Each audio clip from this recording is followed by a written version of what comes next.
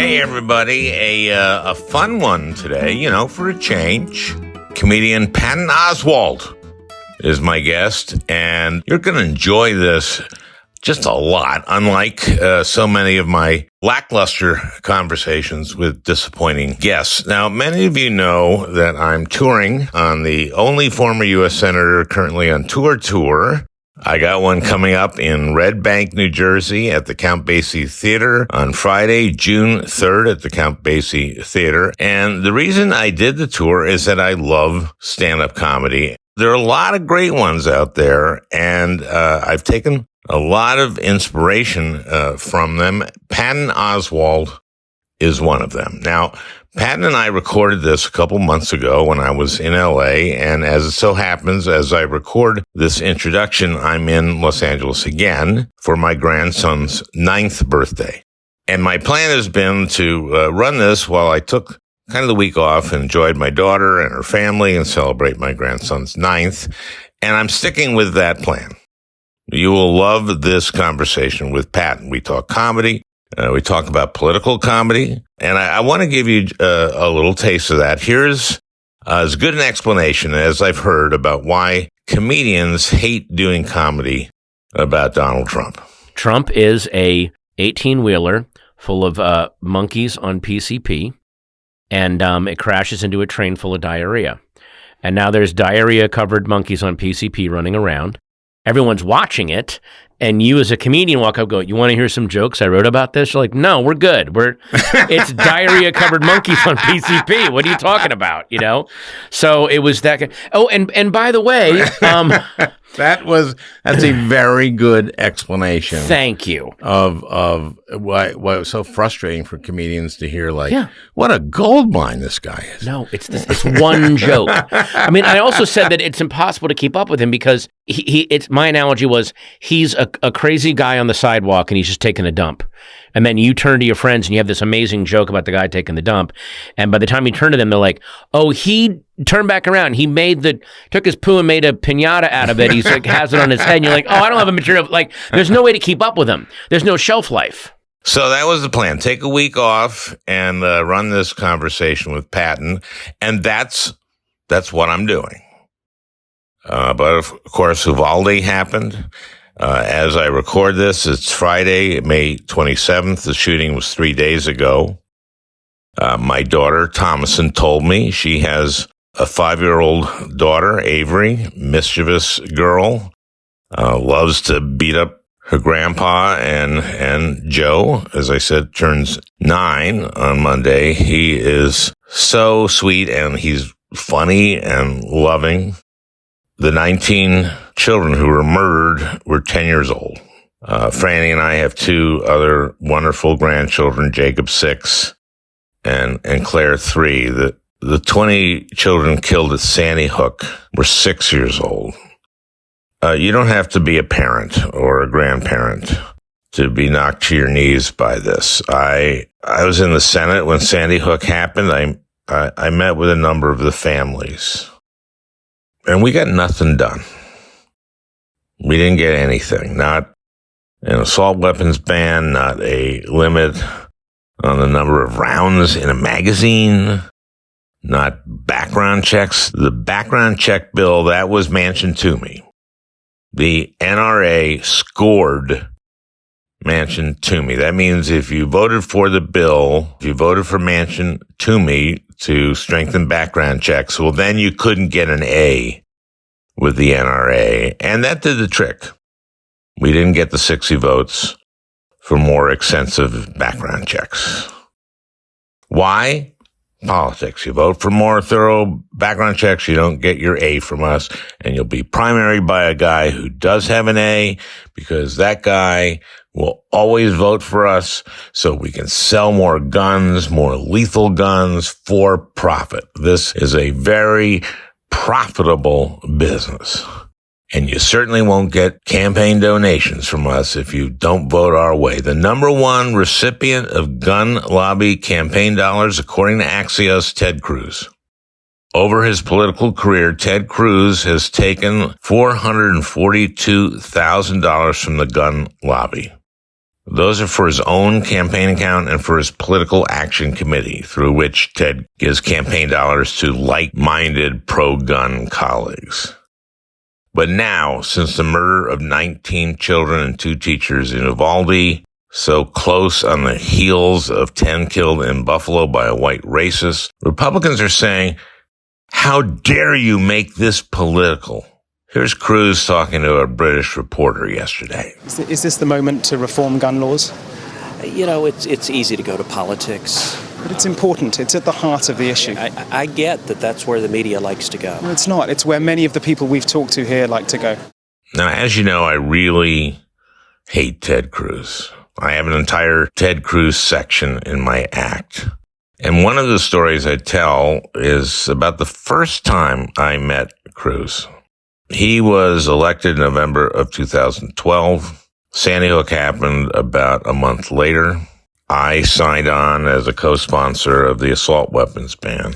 Ted doesn't get there until he's sworn in January 3rd. That day, he comes up to me on the floor, doesn't introduce himself, just comes up to me. He says, anybody who's for the assault weapons ban is engaged in sophistry. Now, sophistry is an SAT word, meaning to be deceptive while using a deliberately fake story. So I asked Ted, how am I engaged in sophistry? And he says to me, well, Clinton's own Justice Department did a study on the assault weapons ban and said it didn't work. And I said, no, it actually, he said, it looked like it kind of did work. You're talking about the 96 study, but it said that it didn't have enough data because the bill was passed in 94. So the only data was from 95. And it said it looked like it reduced gun violence by 6%, but they couldn't draw a statistically valid conclusion because there wasn't enough data. And then he got mad at me. He said, you just look at the study. So I had, and I went back to my office and talked to my Judiciary Counsel, and he got the language from the report, the relevant language, and I put it in my breast pocket. And next day on the floor, I see Ted. I go, Ted. And I say to him, yesterday you said that anyone who's for the assault weapons ban is engaged in sophistry. And he said to me, no, I didn't. That's Ted Cruz. What is politics supposed to be about if it isn't about keeping people safe? Well, I guess other things. Money and power. And sophistry. Okay. Patton Oswalt, he is a stand-up who's not afraid to talk about politics in his act, and he's someone who cares about politics the way I do, but he's not a former senator on tour, and his comedy is about so much more. Patton's working all the time. Sitcoms, voices for animated movies, one of the most sought-after comedic talents in Hollywood. And a big part of that is that people who know Patton really respect and love this guy as I do. He's one of my favorite types of people, a sweetheart with a real edge. So please give it a listen. I know you'll really enjoy this one, for a change.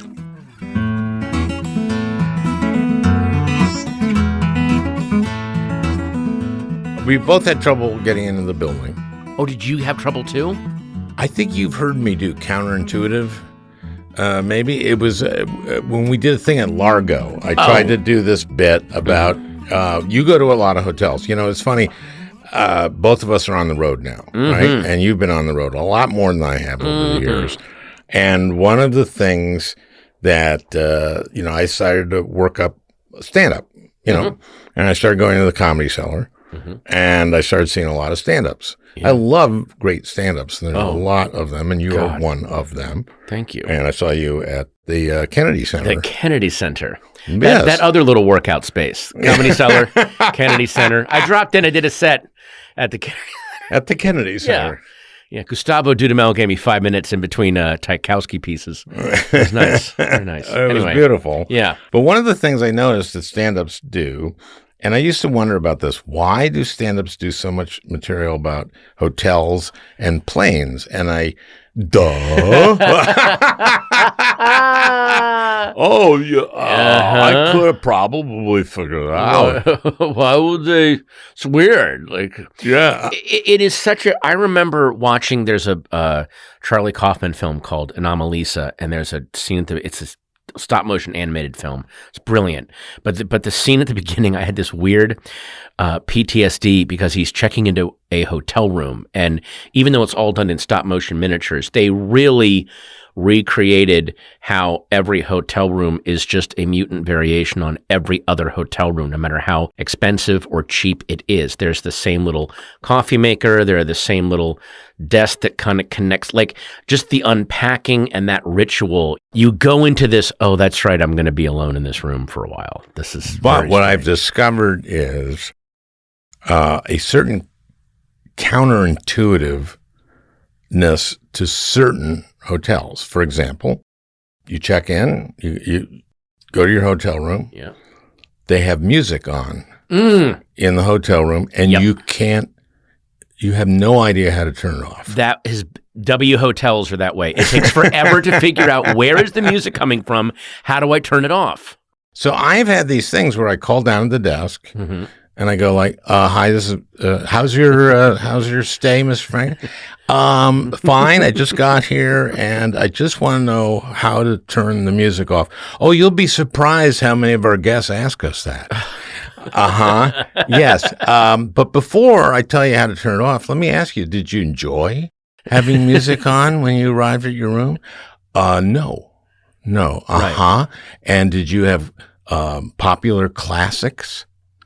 No, I don't know. Or did you have American classics? Or did you have, I don't know what I had, but I don't, would you have preferred, I just wanted to learn how to turn it off. Okay. It's a little complicated. I know. And don't you want to ask them, by the way, let me ask you something. Do you like getting these calls like every third guest where you have to walk them through? It's like walking through someone through defusing a bomb, basically. It's so many steps. Yeah, and then there's the next thing I call down. I go like, my message light is on, and I don't know how to turn it off. You'll be surprised how many guests call down about that question. Okay. Well, I could walk you through it. It's a little complicated, but it's just a message from our manager hoping that you have a great stay. Would you like me to turn it off? Yes. Yes. my two, I can't believe we went right into hotel stuff. We're just old road dogs. The two things I can't stand in hotels, and I know that they mean well, the more expensive the hotel you are in, the more complicated the shower is, and the more complicated the lighting controls are for the room. Yes. In a cheaper hotel, it's a switch. In an expensive hotel, there is some kind of small iPad where you press it's a touch screen and you control the whole room, but it's not, like you said, it is not an intuitive thing. It is user hostile. And then also I've had a thing where no matter how you turn it on, it's scalding hot. Yes. That drives me. Well, there are some controls where when you first turn it on, the first option is scalding hot, and then you have to adjust down. Whereas I would rather, yes, cold is uncomfortable, but it's not going to hurt me. Can we start with the cold and then I'll adjust up?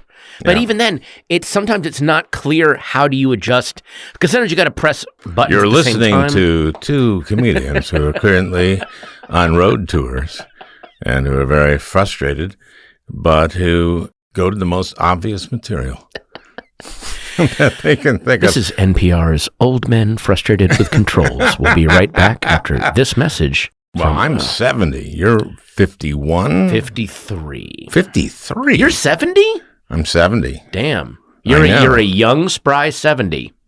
I look like I'm 68. Yeah. I think Gen X aged very quickly. We couldn't wait to get old. We were already like curmudgeonly. Can't I just sit down? I don't want to do anything. And you guys at least fought it. So you're on the road now, and we're actually going to some of the same places. We keep barely missing each other. Yeah. I'm either at a place you were just at, or you're coming to a place that I'm at. Yeah.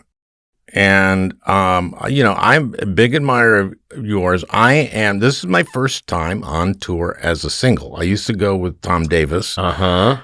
And we were doing like Bob and Ray. This has nothing to do with what you do and what I'm now doing, which is a single. Were you in clubs? We did clubs, but we did a lot of colleges. Oh. And you opened for a lot of bands. No, not really. A few, but not many. We opened for the Grateful Dead once. One of my favorite showbiz stories, because of what you said at the beginning, which is we worked out a deal with the band.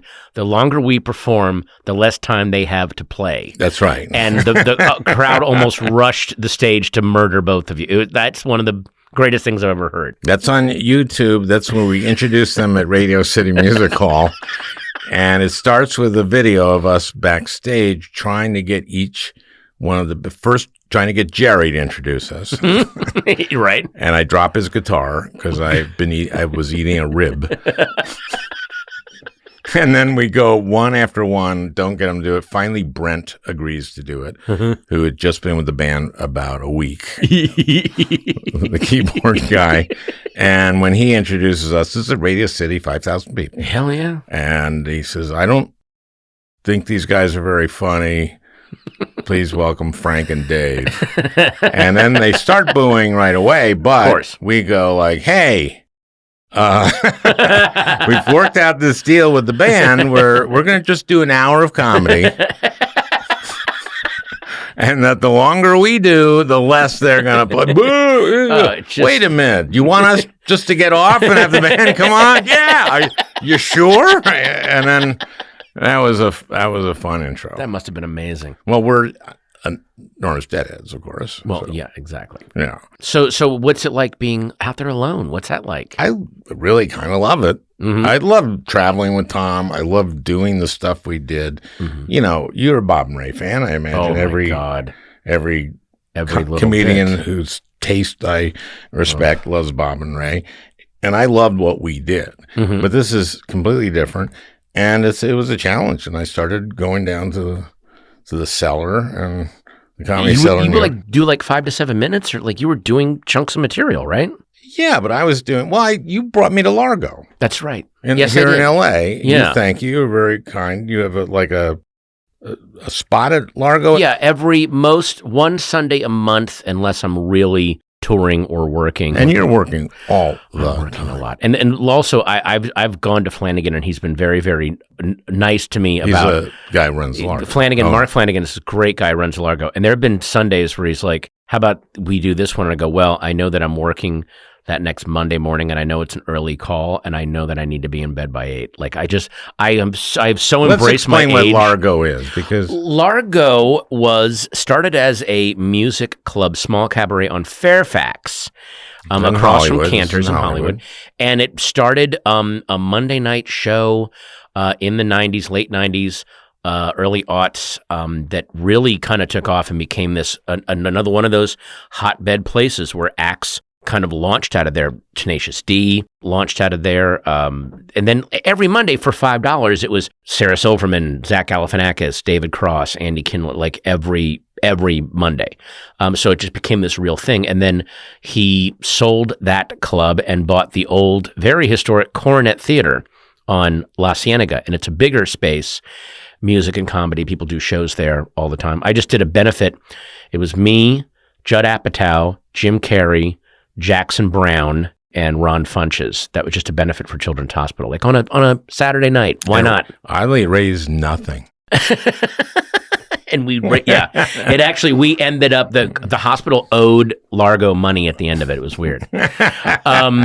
So yeah, it's this great, and it's this just amazing space that Mark Flanagan has kind of cultivated over the years, where people like in the 90s, I remember he would throw people out that were talking, that were on their cell phones. It became very, very well known when you're in the Largo, shut the F up and watch the show. Yeah, he don't tape anything. They take your phone. Do they take your phones, or does everyone just understand it? It's understood, and it's just like, and he pissed off all the right people. He chased away the people that were just looky-loos, that were like, I read about this in Rolling Stone, I thought I'd come and see it.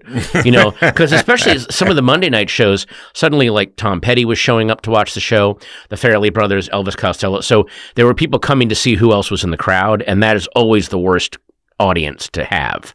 So he very quickly the Farrelly brothers and the people you're talking about are the people who were really coming. They weren't the people. No, they were coming to see the show. There were. What I'm saying is there were other people coming to look at them and go, "Oh, that's Tom Petty." And it's also, Largo is famously a place when you're going to go on tour, or when you're working toward getting your set together on tour. Yes, because you've done 3 Netflix specials. Yes. I've done like 7 specials at this point, but yeah, I've done 3 for Netflix. So, well, then you've done 7. So every time you do one, you have to throw out your material. I abide by a principle that Chris Rock told me, which is when you put out an album or a special, the minute it's out there, you can't do that material anymore. Let's say you put out a special and then you go on tour and people come see you because they've watched the special. If you do the material that was in the special, they'll be happy, but they'll never come see you again because they'll go, that's what he does. Right. But if they watch your special and then they come and see you live and you do a whole new hour, they're your fans for life. They will always come and see you because they'll know that you're always bringing them new stuff. Whereas with bands, it's the exact opposite. If you do an album, you had better play that album that they bought. They do not want to hear your new stuff. Yeah, better play that fucking album. Musicians. They don't have to think of anything new for a while. I remember I was talking, I'm going to drop a name, but I met Huey Lewis and we were talking about, he was a teenager in San Francisco growing up. And I told him that about comedians and musicians. He goes, oh my God, I saw Zeppelin. I think I was 16 or 17. They were touring on Zeppelin 3. So, of course, we're all in the Fillmore and I want to hear Going to California. I want to hear Immigrant Song. I want to hear the stuff from the first 2 albums. And he remembers them doing a rough version of Stairway to Heaven, which had not come out yet. Like, here's a new song we're working on. And he goes, all my friends and I were like, let's go get a beer. This is stupid. Don't listen to this. Like, he just went up and went and got snacks. I don't know what this song is. Don't listen to this. So yeah, that's a huge thing about, you can build a fan base, you can lose a fan base. My act is basically I haven't done one. Yeah, it's all new for you. Yeah, so this is an accumulation of a lot of time. To put this stuff together. And a lot of experiences that you've had, that stuff that you've seen and, been a part of. It must be amazing. The name of the tour is the only U.S. senator, a former U.S. senator currently on tour. And there's a lot about the Senate that other comedians don't do. Yeah, my Senate stuff it doesn't land because it can tell that I didn't really experience it. I'm just kind of all it is you watching. It's just me watching C-SPAN. It's not that immediate. I'm not really, I don't bring you there. That's the problem. You go like, you say, I watch C-SPAN a lot, so I know a lot. I got to drop that chunk. It just feels really sweaty. It's very sweaty. It's weird. I remember when I did that benefit show with Jim Carrey. Jim Carrey went up on stage and just talked about his experiences in Hollywood. He just talked for 10 minutes about the weirdness that he's experienced and seen, and it was fascinating. And we were talking backstage, and I said, I don't want to be this guy, but someday you should do just a one-man show and talk about the shit you've seen, because it would be fascinating. And I said the same thing. I remember I became friends with Robin Williams before he passed. And, Robin was he was very much Robin, but then when you would just talk to him one-on-one and he would tell you about the stuff he had done on movies and stuff like that, I was like, if you ever did like a chronicle of your life, the stuff that you were adjacent to and involved in that no one knows about, it would just be endless raconteur tales of weirdness. Which he could easily do. Yes. And maybe would have. Yeah, maybe. I don't know. But like it reminds me, he could have done what Springsteen did on Broadway, where, yes, Springsteen's doing his songs, but then he's just talking to you. And you're like, oh, he's had a fascinating life outside of the songs. Robin's act wasn't just talking to you. No, it was, a lot of times he was arguing with himself up there, which was fascinating. You could see the different characters. It's funny, I only have 2 glasses of water in my act. He had like a mini 7-Eleven of water bottles up there. He just had to, So how long does it take you to just create an entire new act? I mean, your last special was what, 20? 2020. Yeah. It takes me, I'm not as fast a writer as other comedians because I've never developed the discipline to sit down for a chunk of time and write jokes. All my writing happens on stage. So I have like ideas I jot down, but I need to go up on stage and work it out in front of an audience, which is why the pandemic was so but that you can feel that as your style. Because I want it to feel like it's happening and we're having a conversation and I'm talking to you rather than reciting an act that I've crafted. And I'm not saying that that's a bad thing to do. Some people that can sit and write, they do the most brilliant. I mean, Emo Phillips is one of the most brilliant joke writers I've ever seen, and it is all written out, but it is the best jokes. It's like him and Anthony Jeselnik, like just the level of writing that they're able Carlin to do. Wrote every day, right? Not only did he write every day, he wrote every word of that stuff out. He was almost like he was writing song lyrics. He knew exactly where each one would fall. It was incredible. So everybody works different. Everyone works different. So for me, it takes like a year and a half to get an hour, to get like 45 minutes that I'm really, really happy with. I still have that album mentality. I don't want to do a self-aggrandizing 2.5 hours of my mind. I like a really short, powerful punk, bam, in and out. Like all my favorite albums are super short because it's all just bared down to the bone. Now when I saw you at the Kennedy Center, you did audience work. Yes. And you're great at it. Thanks. And so let me ask you something. So when I do it, I'm going to now ask you just how to tour. So when I do my sound check, and I'm talking about the lighting, I say, I want to be able to see the first several rows. Yeah. Well, what do you tell them? Is there a thing you tell them? How do you tell them? You've got to find the right thing because an audience that's too well lit won't laugh because they get self-conscious. Right, but you want to be able to see people. You want to see people. What you can also do is go out, do 25, 30 minutes, win their trust so they know they're in the hands of someone who knows what they're doing. Then you can go, can we turn the house lights up a little bit? But at that point, because they've laughed together, they're like, okay, we're all together now. Their inhibitions are gone, and then we can talk to them and. There's a million different ways to do it, but I like the best comedy happens in a dark room. Just like the best, like when you watch a movie in a theater, when you're just in this dark room and you're like not as aware of your body or you're not as self-conscious. You mean the audience or you? No, the audience is. Okay. I'm talking about if you're in the audience, yeah. You on stage had better be aware. You better not just drift while you're up there. And you better be lit. And you better be lit. Okay, yeah. I got that seemed obvious. Hang on. What if you overlit the audience, like glaring overhead office light, but then the stage is pitch black? They can just hear your voice. So they're all sitting there. They got to look at each other. I once did a corporate speech at Nike. Really? Okay. Up in Portland? Yeah. This was years and years ago when I did corporate speech.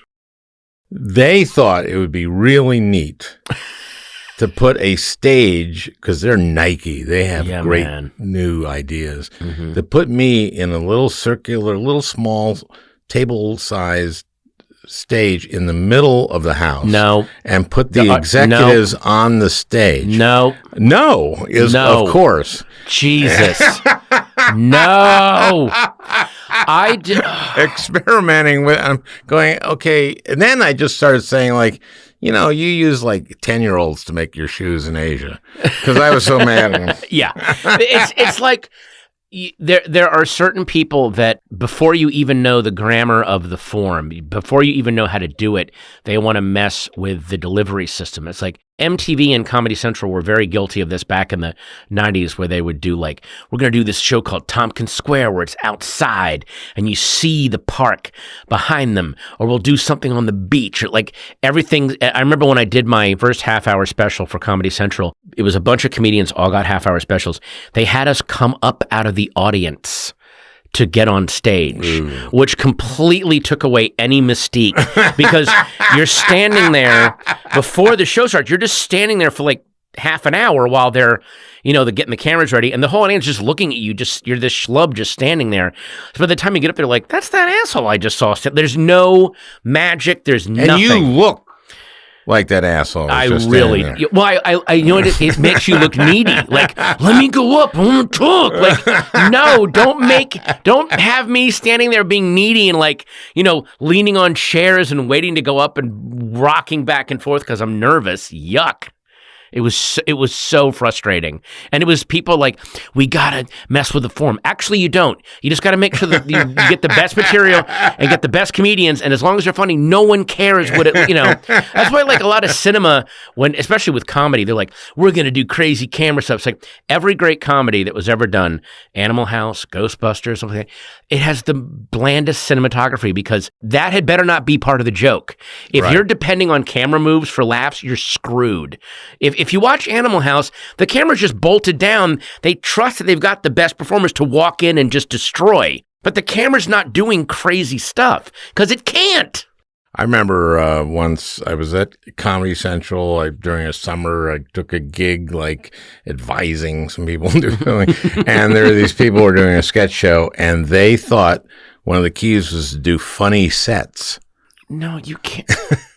Well, I said, no. No, it has to be the most, if you watch, especially like early SNL and especially Monty Python seem to make a fetish out of this. It is the most bog standard looking settings, because the people coming in had better be funny. The set can't get the laugh, because then nothing happens. There's no topping it.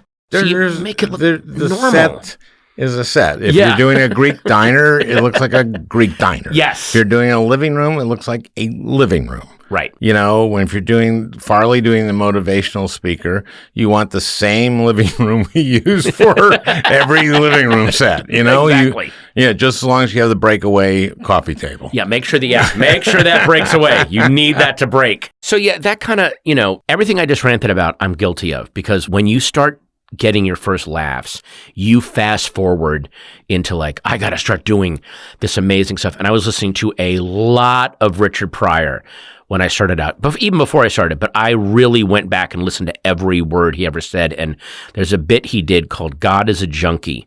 It's on one of his albums, and it's a discussion panel show about the meaning of God. So there's like a black militant and a born-again Christian lady, and he goes into all the voices without introducing anybody, but you know exactly who it's such a... Because he's Richard Pryor. He's a frigging genius. And he can take you. And same with the pool hall Saturday night. I think there's 12 characters in that bit. And he never needs to introduce them. You just know who's there. And you know what their status is. And I tried to do a bit like that after I'd been doing it for like 4 months. And it looked like I was having like a stroke on stage. It made no sense. Because in my mind, I'm like, it's time to start doing God is a Junkie. It's time to start operating at Richard Pryor level. It's like, you're not Richard. By the way, you'll probably never be him. Just be happy getting laughs the way you're getting it. Just chill out. Like, it was just, but everyone does it. Everyone, you get excited. And you're supposed to overshoot sometimes. Yeah. But you're hoping that overshooting happens at the creative level and not the executive level.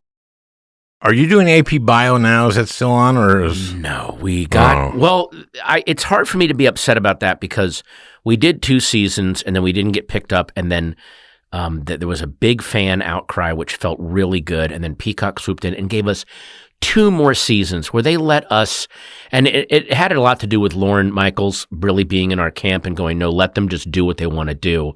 They let us do some genuinely bizarre, brilliant stories, and we did not get the numbers, but they liked the show and stuck with it way longer than they needed to. So it's hard for me to be upset about that. They gave us 4 seasons. Yep. And they let Paula Pell riff. They let, me and Glenn it was such... I never worked with Paula at SNL. She was after me. Oh, you never got to work with her? No. Oh, God, she's a freaking genius. Yeah. Like a genius. I was there for the first 5, left for 5, and then came back when Lauren came back. So I was a Lauren again writer. Oh, So I okay. did 15 seasons. Dude. So I worked with a lot of people, but Wow. that was still, like the last year I worked there was 1995. So Oh, my we're talking Lord. about 27 years. And the 5 years that you were off, which I assume took place during the 80s, late 70s, early 80s. It was 80 to 85. So what were you doing then? Tom and I toured. We made a couple movies. Uh-huh. Neither of them hits. We, wrote some TV, but mainly we did a lot of touring, and that was us doing a 2-man act, which you don't see anymore. No. Hardly at all. Yeah, it's weird. It's very hard to two-person act. Two-person act. It's very hard to pull that off. But we were real Bob and Ray influence. Who, as you know, What's your favorite Bob and Ray bit? Well, there's a lot of them. There's Slow a lot Talkers of America. Yeah. Yeah, the Komodo Dragon. Mm-hmm. I mean, they were radio comics, right? Yes. Basically. Yeah. So there's one where they're both on horses and they can't get off their horses. And there's a lot of whoa. And then, and they're just trying to figure out how to get off the horses. And they go under, one guy goes under a tree and grabs the branch and the horse, but he's just hanging from the branch. And the other guy comes and now they're both on a horse. I mean, it's that kind of shit. Absurdist. They had these little throwaway things that reminded me of the kind of absurdist blackout sketches that you would see on, again, Monty Python or Mr. Show, where you can tell they had this great idea, but they're like, I don't really have a whole sketch here, but this idea is so funny. Can't we just throw this in here? So the one that has always stuck with me is there's an interview with a cranberry farmer. Yes. Who didn't know what cranberries were used for. But what's also great is he's growing acres and acres of cranberries, but it's implied, and they never get to it, that he is making money doing this. And they go, so how many are for cranberry juice? He's like, I don't know what cranberry juice. He's like, oh, I didn't know you could. Let me write that down. Wow. And then they go, so this is all for cranberry sauce. Then he goes like, I'm sorry, wait, what? Like, so and then they leave you wondering, why is he growing all these cranberries? But at one point goes cranberry juice, and he goes, let me write that down. Yes. And it's J-U, and he goes, I-C-E. And he goes, I thought there was a J in it. I mean, it's that kind of stupid. Yeah. I mean, just so weird.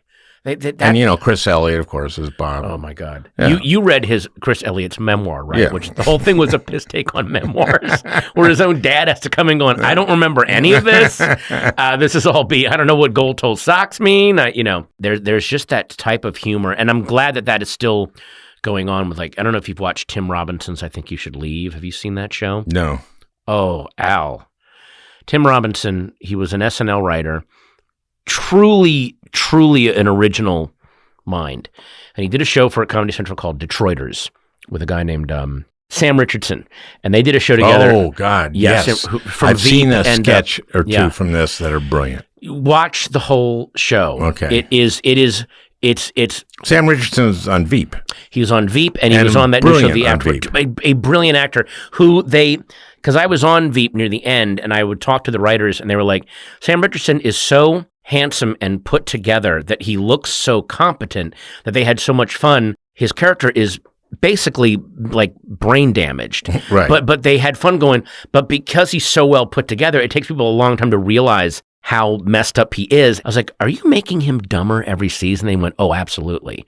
And no one really catches on to how dumb he is. He has command of some facts in it. That is part of what disguises how dumb he is. Yes. And also he has quite a bit of assurance. Well, there's one of my favorite lines of his is, my name is Richard T. Splett. I don't know why I said T. My middle name is John. And he's just so like happy to give you this information, like, and then you just pass over it. I don't know. But this show, I Think You Should Leave it's Bob and Ray if Bob and Ray had access to some really good pharmaceuticals. and some really, really good trauma and damage. It's just amazing. Yeah. Squirm-inducing in the best way. You have an incredibly varied career. Yeah. I mean, you do voices all the time. Voices right? constantly, yeah. What do you voice for? Oh, my God. I mean, I'm the narrator on The Goldbergs on ABC, just animated characters. Disney, Marvel. I did a show for Hulu called MODOK, where I played a very obscure supervillain, MODOK, who is a Marvel supervillain that I love because even amongst the other villains, he's lower tier. So he's as angry at the other villains as he is the heroes because no one gives him his props. It's that just sad, And then I'm doing upcoming voices on Netflix, The Sandman show. I'm the voice of Matthew the Raven. If you've ever read the Sandman comics, that was a big deal for me because I remember back in '92 when Sandman first that comic book really burst, and Neil Gaiman was on a signing tour, and I saw him at a comic book store near where I lived in San Francisco called Comics Experience. And I stood in line and I got him to sign my hardback of The Season of Mists. And now I'm this Raven character that I loved from the books. That is a very surreal, happy thing that's happening. And you got a podcast. And I have a podcast with my wife, Meredith, who we've had lunch with. It's called Did You Get My Text? And it's basically, I'm sure that you and Franny deal with this too. Yes, we live together. Yes, we're married. But a lot of our communication is over texting. Even though we're not that far apart from each other during the day, a lot of times we're just, can you do this? Or can you get, like it's all over texting now.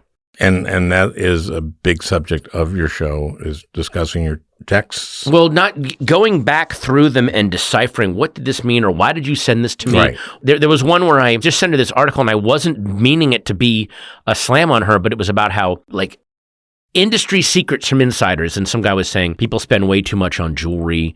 Actually, like zirconias and stuff look just the same, and no one knows the difference. And I don't know why it's such a racket. And then I sent that to her. Isn't that interesting? She's like, "So you say I spend too much on jewelry? Like, why are you sending me?" I'm like, "No. I just thought you would like the Well, So you have something in your last show that was on Netflix, which is you guys have an argument. You go out, drive out to a hiking where trail. You hike, yeah, and then she feels bad, and you're off, I guess, hiking, and she leaves doing my anger hike, and she leaves a note which scares the shit out of you. Which she meant to be romantic, but she didn't think of the context, and she leaves a note on my windshield. Here's the note, verbatim. First line: stop. Space. Second line: get out of your car.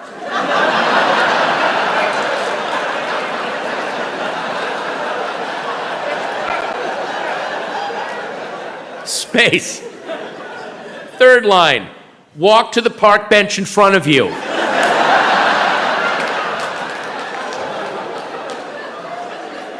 Space. Last line: I love you. Now, okay, yes, it ended with I love you. That's very nice. But that was a long, terrifying walk to I love you. Holy shit. That is what a demented hitman leaves on a windshield. I'm reading this thing like, oh God, who did I fight with on Twitter today? And she was filming it. I still have film of me walking towards it going, I thought I was going to get murdered. Because you see me take it off the windshield and I'm frozen in fear. Like, oh my God, what the hell? You're stand-up now, your act. You do an hour, I take it. I do actually more. I do really? I do like an hour and a half, but how can I justify that? It's all very, it works. How's that? Well, also, not just does it work, especially at this time, because you were in the Senate, and we are seeing how crazed the Senate and House. I have some perspective on what's going on right now. So my thing, people are going like, oh, well, is this going to be political satire? And I go, yeah, but it's laughs. Well, yeah, but it's a weird perspective of, you know what, it must feel like a guy who, I was in a band and the band was really fun, and then I left the band, and when I left they went insane, and now they're doing and it's almost like you can give this inside information on the institution, because it's like gotten much worse. Even we since all I left, see it, yeah. But it got worse from the day I got to the Senate. Mm-hmm. First day on the floor, I'm talking to a few senators. Mm-hmm. I said, "Is it bad? It's bad now, right?" And they go, a couple of them say it's the worst it's ever been. And Carl Levin says, "No, it's been worse." And I said, "When?" And he goes, 1854. The caning of Charles Sumner, like that kind Yes. of, is that what he brought up? Yes, and that's what I said, the caning of Charles Sumner. And he goes, "Yes." And I go, "Okay, that was really the lead up to the Civil War." Yeah. So you're saying that other than that, it's never been worse. And since then, it's just gotten worse and worse and worse. And I got there in July because I had a recount of 09. But Mitch McConnell filibustered more executive nominations than had been filibustered in the previous entire history of the country. Yeah. And he had said to his caucus, our goal is to make this guy a one-term president. Yeah. And then it got worse and worse, and then you got more of these like Ted Cruz types, and now you've got more Cottons and Hawleys and these people, and the Republican Party got more and more nuts, and then you had Trump. Well, it metastasized from the Tea Party, and it also turned into, they realized very, very quickly, I heard this said on another podcast, but if any of them says anything against the party line, they will be primary. You don't know how true that is. I text a number of my former Republican colleagues, and I just say, why don't you just say that the election wasn't stolen? Just say that. Yeah. Because it they wasn't. They can't. And they bullshit me, back and forth bullshit. I call them on the bullshit. Finally, they go, look, if I said the election wasn't stolen, they would think I was a never Trumper, and I could not win my primary. Yeah. And you would have someone much crazier than me. Yes. And then I kind of go, really? You're kind of crazy. Yeah. This is crazy. But it's like I don't know. I still don't support that because of enough of them. Again, they're talking about a bully that if you punch a bully in the nose once, he goes away. They just haven't done that to him yet, No. I mean, the ones that punched him, have Flake punched them. And, that's true. I mean, it's bad. And Trump has made it worse. And you're right. It's the Tea Party. It was Palin. Yeah. And before Palin, there was Buchanan. And I wrote these books. Rush Limbaugh's a big fat idiot and other observations. It was, and Lies and Lying Liars. And that was about the right wing putting out disinformation. And I was saying that was dangerous. Now I don't know where that's gone. Well, that was like there's still the ongoing irony of Sinead O'Connor burned her career to the ground because she said the Catholic Church is abusing kids. Everyone's like, get her out of here! Boom! Oh my God! And now it's like, well, there you go. Sometimes it doesn't pay to be early. Oh, also in that special, I hate to go back to special. Go ahead, please. But you said the best thing because it was about doing material about Trump. And doing jokes about Trump, and everyone going like, when Trump got elected, oh, this must be heaven for comedians.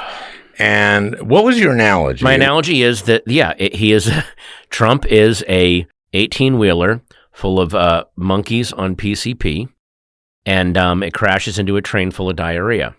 And now there's diarrhea-covered monkeys on PCP running around. Everyone's watching it, and you as a comedian walk up and go, you want to hear some jokes I wrote about this? You're like, no, we're good. It's diarrhea-covered monkeys on PCP. What are you talking about, So it was that. Oh, and by the way... That's a very good explanation. Thank you. Of why it was so frustrating for comedians to hear what a gold mine this guy is. No, it's one joke. I mean, I also said that it's impossible to keep up with him because it's my analogy was he's a crazy guy on the sidewalk and he's just taking a dump. And then you turn to your friends and you have this amazing joke about the guy taking the dump. And by the time you turn to them, they're like, oh, he turn back around. He took his poo and made a piñata out of it. He's like, has it on his head. And you're like, oh, I don't have a material. Like, there's no way to keep up with him. There's no shelf life. Mulaney, of course, did the horse in the hospital. Perfect. And that was perfect. Perfect. Because he doesn't even name him. That was such a brilliant bit, because what he was saying, beyond it, the bit being funny, was it's so bad that we all know what we're talking about now. Like, it really embraced the shared insanity, and we're tiptoeing around a thing that it's in front of us, but no one dares speak it, even though it's right there. And, of course, as bad as you knew he was, it ends with him trying to end our democracy. Yeah. Which is kind of as bad as you can get, right? Yeah. But, and he's fine. It feels like there's no consequences anymore. It feels like no one, you read about people in politics that do one thing and then they have to go away forever. It's like, oh, that's an age that's gone now. These people never go away. It doesn't matter. And I hear people now, well, I guess it's going to be DeSantis, because I don't think people are going to, because Trump is really discredited by what he said about Putin or something. I'm going like, I thought he was gone at, I don't like people who were captured. Yeah. I like the people who weren't captured. And you never can count this guy out. No. And part of me hope he's the nominee, and part of me hope he isn't the nominee. I'm torn because, I'm the same way, because if he's the nominee, one of the good things about him is he's doing all this fundraising, but the fundraising just goes to him. And it's siphoning off money from other candidates that desperately need it, because the money that goes to the Trump reelection doesn't actually, he just puts it in just sends it offshore. And that's money that they need. And it's actually hurting them a little bit. But what the reason I hope he doesn't get it is because if he loses, there'll be an even worse run on, like, they'll burn the Capitol to the ground. It feels like that. But, my thinking, of course, and this is, I'm just saying out loud what hopeful. everybody is thinking, which is he couldn't possibly win. And then, of course, it talks about election reform, and it talks about suppressing votes, and it talks to them about, which is all they're doing. That's everything they're passing is about election stuff. That's all they care about right now, which should tell you they're doing it right in front of us. There's no more. That's what movies like The Parallax View and All the President's Men and 3 Days of the Condor just seem like fantasies now, because they don't. You had to do the research. Yeah, but there's no covert stuff anymore. Yeah. It's right in front of you. They don't hide it anymore. And, in some places, the worst stuff didn't pass. My God, they've passed laws where the state legislature, which is Republican, can overturn the election. That's in Georgia. Yeah. Oh, my God, they used you guys' old technique from the early SNL days, because didn't you used to pitch, if you wanted a sketch to get on, you would write a couple of things. You're like, well, they'll totally kill these and then let this one get through. Oh, you mean the censors? Yeah, exactly. How you get by. It seems like they're doing a version of that.